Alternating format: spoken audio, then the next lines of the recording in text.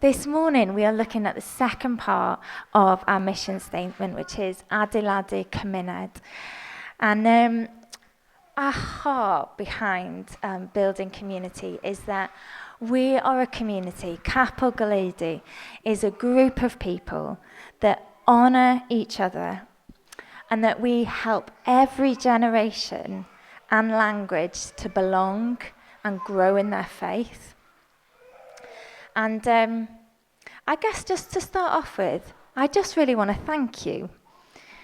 As a parent, as a mum of 3 young boys, I just really want to thank you guys, Gylydd, for the way you just love and welcome children and families and their messiness and their loudness and they don't always follow the scriptness. And I just really, as a mother now, I just want to say thank you, just diolch i chi. Diolch for the way you talk to them. You don't ignore them. They're part of this family just as much as any other adult. And I know that is a sacrifice sometimes. That is. It means it is a bit noisy and a bit stimulation overload sometimes. But I just want to thank you for sometimes going slower so that the little ones can keep up and don't get left behind. So just fel mam, dwi just eisiau diolch i chi and thank you. So, why is community so important to our mission statement? Why? Isn't it all about Jesus? Why is community the second part of our mission statement? Why do we put so much emphasis on relationships between one another? Why do we put so much emphasis on honouring each other? And I guess, particularly if you are more introverted, you like your own space, or you're more task-focused, you like getting just jobs done, ticking them off your to-do list, you might be excused in thinking that, well, I want to follow Jesus. And to be honest, you lot slow me down. I want to experience more of God's presence and I want to understand the nature of God more. I want to understand his love, his power, his glory. And I've got my Bible and I've got the Holy Spirit. Why do I have to put up with you lot? And you'd be, oh yeah, fair enough actually. You've got the Bible, you've got the Holy Spirit. Why do we put such an emphasis on community? We're all different. Some of us are quite loud. We take each other's time up. Some of us, we're all hard work at times, aren't we? We're a bit different. We think differently. We disagree. It gets a bit messy. Let's be real. Sometimes it can feel like if I want to follow Jesus, I'd be better off without the church. They're a pain. They say, don't they, when we deal with pain and when we deal with suffering, psychologists say there's often 3 ways we cope with it. We deny it, pretend there's nothing there, no pain, we're fine, crack on. We detach. It's just easier if I just totally detach myself emotionally from people, a bit like Elsa does in the first Frozen film. She just detaches. Or we drug, whether that's literal substance, alcohol, drugs, or spending money as a drug to make us feel better, watching too much telly, or whatever it is we do to just cope. And if we think about Elsa for a second, I really think it's interesting that Holy Spirit's been carrying on that theme of thawing a frozen heart. She talks about a kingdom of isolation, and it looks like I'm the queen. She detaches herself in order to deal with her pain and suffering. And we're living in a culture where that is becoming more and more normalized, that is socially accepted. Yeah, you're right, people are hard work. Families do let you down, people let you down, Christians will let you down, your spouse will let you down, your colleagues at work will let you down. So actually, best thing to do, you don't need them, detach and just go and focus on you. But if part 1 of our mission statement is following Jesus, then we have to look at Jesus, don't we? We have to look at Jesus, and we have to look at how he did life. We have to look at how he did community. And the God that we worship is Father, Son, and Holy Spirit. Our God is a triunite God. Our God is a highly relational God. Created us out of love, for relationship with the Father, for relationship with the Son, for relationship with the Holy Spirit. And when we look at the Gospels, if you've been following Jesus a while, you will see time and time again, Jesus spends a lot of time in community. He spends time with people, his disciples, his followers, the crowd. And yes, don't get me wrong, absolutely essential. We read time and time again, Jesus' time to go alone. And all the introverts are looking at me like, there's so many times where Jesus retreats. Why? Because we can't do community without being close to the Father. It's too hard work. We need that time alone with the Father in his presence, that silence to hear from him. But Jesus spent so much of his time in community with people. And it was messy. I've really enjoyed The Chosen. Anybody watch The Chosen at all? And one of the things I love about it is the way it's kind of portrayed the interactions and relationships between Jesus and his disciples. And you see it, and you're like, oh yeah, it was really messy. They were always arguing. They always didn't get it. And Jesus gets really frustrated with them time and time again, like, oh, you lot. But it's Jesus' grace with the people, his compassion for them, that grace upon grace upon grace, helping them, dealing with their fallouts, helping them understand, challenging them. But grace upon grace, sticking with people, rooting himself in community, even though they were really tiring at time and they didn't get it.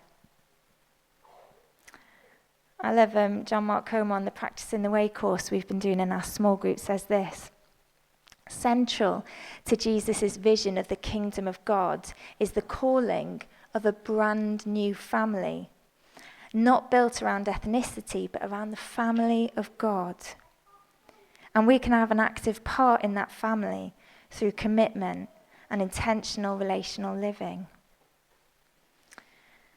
And Jesus is teaching in the Gospels, if you know the parable of the story of the Good Samaritan, where Jesus is like talking about loving your neighbor. And he intentionally uses different people groups to really make his point that your neighbor might not be someone like you. They might not come from the same place as you, speak the same language of you, be the same class, have the same background, educational level, whatever. Your neighbor might be someone of a different community, different language, different ethnicity, might vote politically different to you.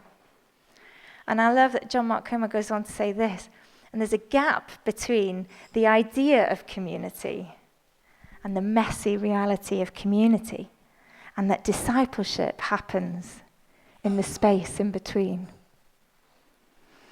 And it's so true, isn't it? It's in community that our edges get knocked off. Jesus in the Sermon on the Mount says, "Mae'r rhai sy'n hyrwyddo heddwch wedi ei bendithio'n fawr oherwydd fydden nhw'n cael eu galw'n blant Duw." Jesus says, "Blessed are the peacemakers, because they will be called children of God." There's something about pursuing peace with one another that enables to be part and inherit this family of God that the kingdom of God brings. Galatians 3:26, "Dych chi gyd yn blant Duw trwy gredu yn y Messiah Iesu." So in Christ Jesus, you are all children of God through faith. This is really powerful imagery Jesus uses. and Paul then continues in his teaching to use. Something happens when we choose to make Jesus our Lord and Saviour. We suddenly become part of this massive family. They used to literally call each other brother and sister in the early church. They used the language, I think, almost to help remind them, even though this person's really annoying me, they're my brother and sister. So there's a bit of a tie and intentionality and a commitment to one another. We don't just walk away and detach like Elsa does at the beginning. Paul uses the language really strongly in Romans 8. So if you've got your Bibles, why don't you turn with me to Romans 8, because we're just going to read a section it from Romans 8, verses 12 to 17. That'll be on the screen. Therefore, brothers and sisters, we have an obligation, but it's not to the flesh to live according to it. For if you live according to the flesh, you will die. But if by the Spirit you put to death the misdeeds of the body, you will live. For those who are led by the Spirit of God are the children of God. The Spirit you received does not make you slaves so that you live in fear again. Rather, the Spirit you received brought about your adoption to sonship. And by him we cry, Abba, Father. The Spirit himself testifies with our spirit that we are God's children. Now, if we are children, then we are heirs, heirs of God and co-heirs with Christ, if indeed we share in his sufferings, in order that we may also share in his glory. So I hope all that really convinces you that community is a really important part of following Jesus. If Jesus did it, then we have to do it. And so that's why the kind of middle part of our mission statement is around building community. And we, this year, as a team, have kind of split it into 4 parts. A family on mission. How does that look like as we grow? We've grown a lot in the last year, so we no longer know everybody in the room. And that's hard. There's also the danger when we get to this sort of size that we just kind of stay in our cliques. Oh, I don't know those lot, but I know these people. So we'll just stay in them, and when there's a new person, someone else will welcome them. I've got my people now, I'm safe. And we're at that danger as we get to this sort of size that we stop thinking of the whole church as family on mission. It's easier to hide. More people you've got in the room, it's easier to hide, to not be known. And so that's why we just always do bang on and make a big song and dance about small groups. And I think more than ever now, as we're growing as a church, we are not going to know everybody. You can't know everyone on a deep level. Look, there's loads of you. We'd be literally not have a life if we were just ministering to them that depth. Small groups is the vehicle where we just really get to know that small group of people. We get to go deeper. We get to be known. We grow. And we stay rooted. We look out for one another. We cheer each other on. We challenge one another. Family on mission. Now, a lot of the way we do community is actually done by our pastoral lead, because we really believe in team in this church.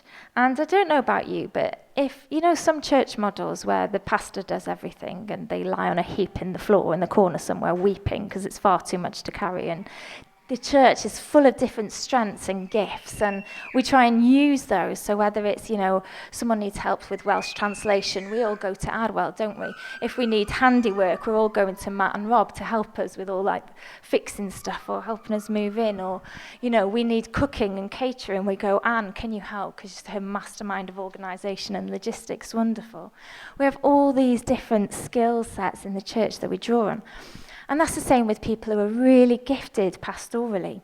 So I'm just going to invite Karen Sadler, because a lot of her role as the pastoral lead is a lot of building community. So can we give her a massive round of applause?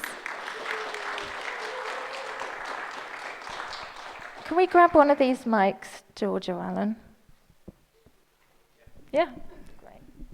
There we go. Thank you. So Karen, she's also my mum if you're new, but I'm going to call her Karen, and I know it's a bit weird, but it's just what we do, so it doesn't feel weird for you guys. So Karen, could you share some of how we're going to help facilitate community as we grow as a church? What's that going to look like? Yeah, I mean, first of all, just to reiterate what Rachel's just already said, we do want to retain this family aspect that I think we're very aware of, and it's one of the key things, isn't it, here at Gylydd. So we do want to retain that, but as Rachel has already said, just look at you guys, you know, it's very different from when we were 30 to 40, or even when we were around the table when we first set off and church planted. We don't know everybody. We you know, there's people I'm looking out on now that I didn't know you were here today, you know, and that can happen. So it's not as easy to get to know each other just because you're going to just bump into one another.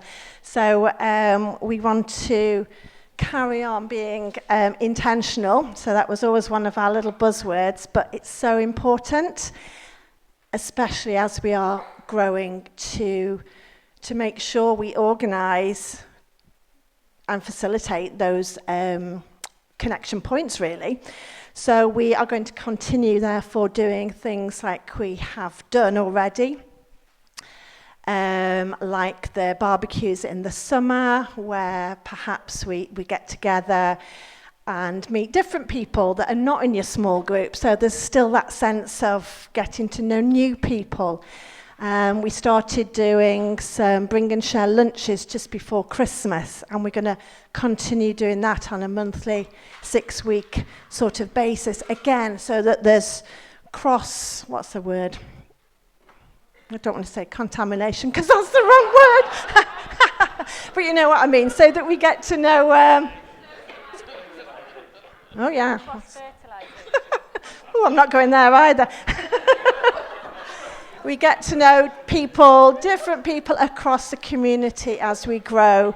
And so we've got that coming up at the beginning of February.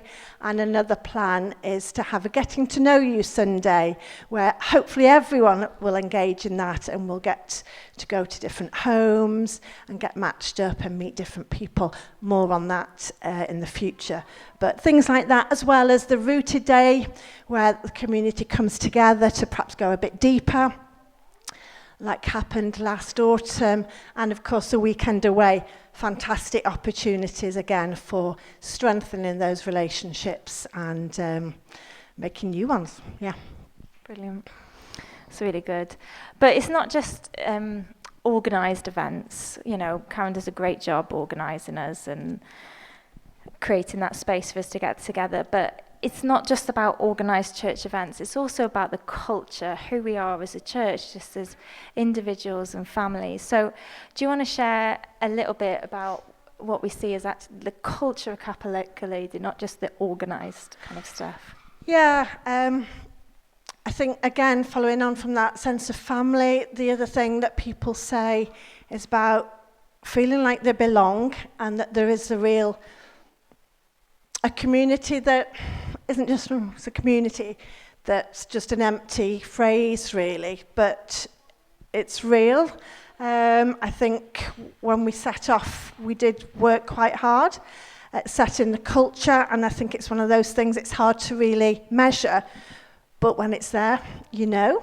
And so we want to keep investing in that. So things like all play, encouraging people to share words in the gathered settings such as this, encouraging people always to be involved in the small groups, encouraging people to serve on teams and pray for one another, you know, to get away from that idea, as Rachel's already intimated, that it's the person at the front or it's the people at the front.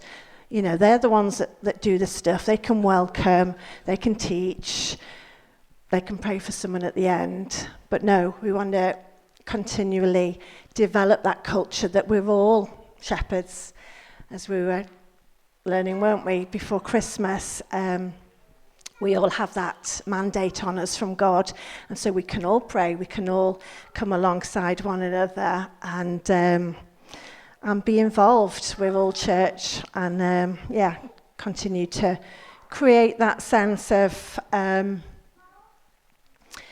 honouring one another through the work we do and serving each other. In Romans 12, I think it is, it says about being devoted to one another and honouring one another. So I think that culture continually developing that is really important. Yeah. And okay. No, go on, you go. That's really good. And so one of the things, you're talking about just that natural culture of hospitality, generosity with each other. You don't need an organised church event to invite someone round for a meal after church, or, helping someone when they're stuck. That's part of being a follower of Jesus, isn't it? But we know that sometimes in life there are more kind of difficult, challenging sections of life. Do you want to just share then, just briefly, around the pastoral team, just in case people don't know about that? Yeah. So there is a pastoral team, as many of you know, and I did speak about back in November. I don't know, have we got the slide? Oh, there we are, we've got the slide. So the team is growing because the church is growing and the community is growing. And so, although the leadership here very much want to still send that message that small groups are your main place to belong and be cared for and nurtured and grow, we recognise that there are life events, things that are sometimes more time-consuming, things that can be one-off. So like moving house, somebody going into hospital, somebody having a baby, things that the whole church can get involved in supporting, really. And so we have a pastoral team that exists to do meal trains, to do visiting, to just help out with practical things, like fixing fences or whatever it might be. So it wraps around the existing small group model, if you like, of support. And also, we want to be a church that's constantly looking out for those perhaps who are more vulnerable, or people perhaps that are on their own, or that are parenting alone, and we don't want to be unaware and forget about people who perhaps are in a life stage that is different or difficult, challenging for a time. So does that answer that question? Okay. Yeah, brilliant. Was there anything else? Yeah, there was. I was just seeing on my notes. There's something else. Yes, so as well as the pastoral support that I've just described in terms of strengthening the relationships, we want to invest in things like marriages and parenting. So we've got a marriage course coming up this term, so starting in February.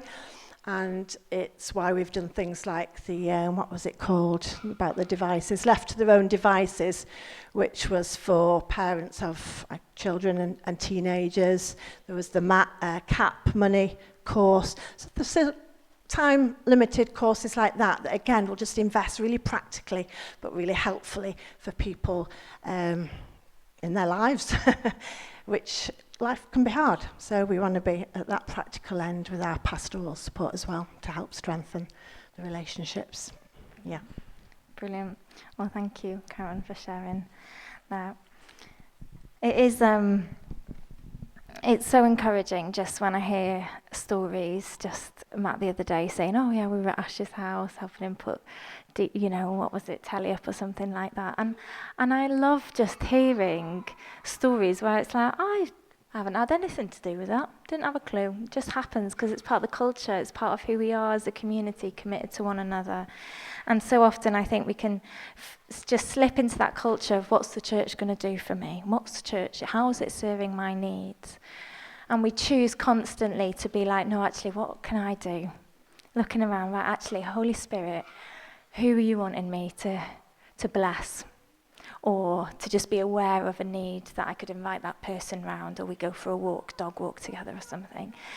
You know, that actually the Holy Spirit is speaking to every single one of us. It's really good.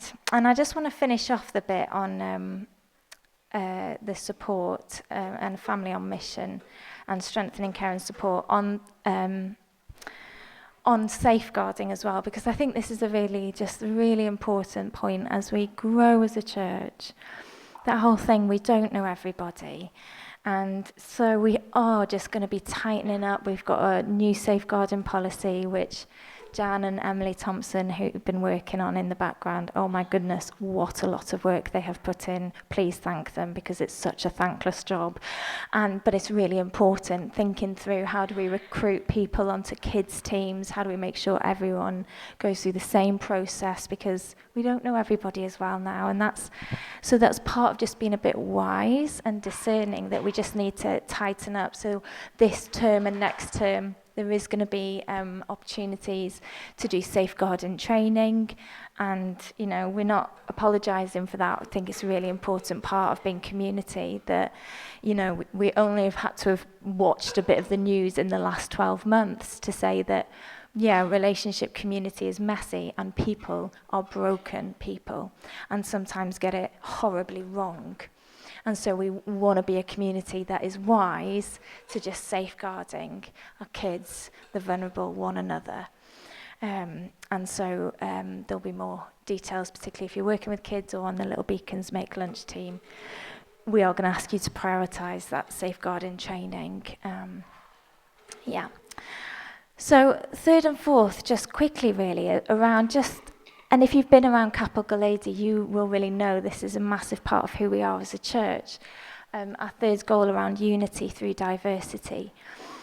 We really feel like God's given us a mandate on Ynys Môn, across Cymru, across Wales, to be a bridge in our community.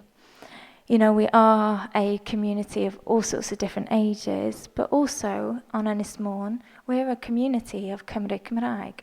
We're a community of those who've born and bred Wales but don't speak Welsh. We're a community of those who have moved from England or further afield to Ynys Môn. And we know that creates in our community, particularly sometimes, a lot of tensions. And yet there's something about us calling down the kingdom of God, the children of God, that new identity that we take on through the Holy Spirit, through faith in Jesus, as adopted sons and daughters of God.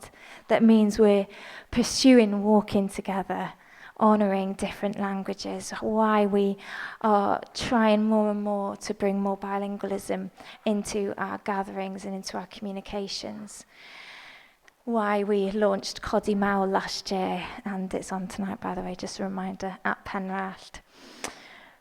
We want to be pursuing unity and being bridges in our community, and we can only do that by the Holy Spirit, bringing grace upon grace upon grace upon grace on us as a community. And then finally, this is like just really, really, really, really practical, okay? But just one of the things we are going to be changing this year is the church WhatsApp group. It's got really big, it's wonderful, but it's just getting a bit awkward now, because you'll have really deep, like sometimes there's really big health challenges going on, and in the next message it'll be, I'll pick up the milk for Sunday on Monday, and we're all like, oh gosh, there's this health challenge. Oh, this person's picking up milk. It's all in the same space. It doesn't quite work anymore, does it? Because it's trying to hold so much of community life with about 90 people on it with all sorts of different stuff. So we're going to be changing to WhatsApp community, which means that all of the different chats will be in one place. So we'll have like a prayer request group as part of that church community. We'll have the more general chit chat, I'll bring milk this Sunday, or I'm getting rid of a mattress, does anyone want it? Kind of really important part of community life, but you don't want it up against, oh my goodness, we've just found out we've got this diagnosis in the family kind of space. Announcements and, group for parents, so we can do all the kind of parent announcements through that. So that's really practical, but just heads up, because I know it'll be a bit of a change, but necessary as we grow. So that's where we're going to land. And I'd love us as a community just to worship together as a community. And I also just want to really invite the Holy Spirit to just bring grace upon us as a community. And worship together, just invite grace into our own hearts. And maybe you've never done this before, but I just really want us also to just ask the Holy Spirit, look around the room, at all play, is there anything God wants to say to someone through me today? I can just go bless them with a word. Or just maybe it's, thank you for always doing this in the background and no one thanking you. Or just want to feel that I just want to say God just sees you as this, or this Bible verse, and just encourage and honour one another in this space. So worship, guys, do you want to come up and lead us in a space of worship? Simona and Jan, and maybe another male as well. Could you guys want to go somewhere over there? And so if you want to respond to those specific words to go pray, if you guys maybe grab a mail as well. So if anyone wants any particular prayer or responding in that. But shall we stand if we're able? And yeah, let's just invite the Holy Spirit to continue thawing out some frozen hearts. Maybe you've been hurt by church, you've been hurt by community. And arglwydd, da ni just angen dy ras. We so need your grace, God, for one another. God, we want to be a blessing to one another. Just as it says in Romans 12, we want to be devoted to one another in love. And we can only do that because of your grace, Jesus. Felly Ysbryd Glân, just tywall dy ras arna ni. Just pour out your grace.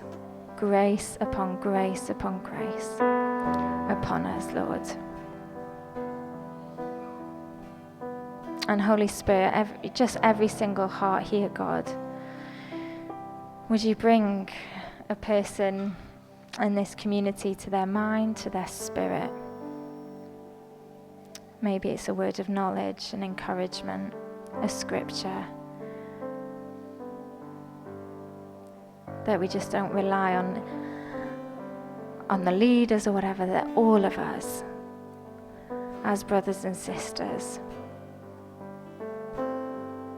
commit to loving and cheering each other on. Just like you did, Jesus. Diolch I ti, Iesu. Amen.